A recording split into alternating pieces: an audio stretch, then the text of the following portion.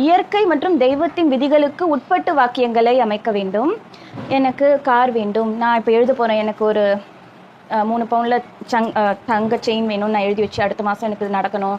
அப்படியெல்லாம் தியானத்தில் அந்த மேனிஃபெஸ்ட் பண்ணுறதுன்னு சொல்கிறாங்க, அப்படியெல்லாம் செய்யக்கூடாது. எதெல்லாம் நமக்கு தெய்வத்தின் இயற்கையின் விதிகளுக்கு உட்பட்டும் நேர்மையாக நமக்கு நல்வழியை தெய்வத்திடமிருந்தும் இயற்கையிடமிருந்தும் கிடைக்கிறதோ அப்படிதான் வாக்கியங்களை அமைக்க வேண்டும். எனவே ஏற்கனவே இருக்குன்னு சொல்கிறதும் தப்பு, ஒரு பேராசை காரணமாக சில வாக்கியங்களை அமைத்து அதை நிகழ்த்த வேண்டும் என்று துடிப்பதும் தவறான கருத்து. தியான உறுதிமொழி எவ்வாறு அமைக்க வேண்டும்?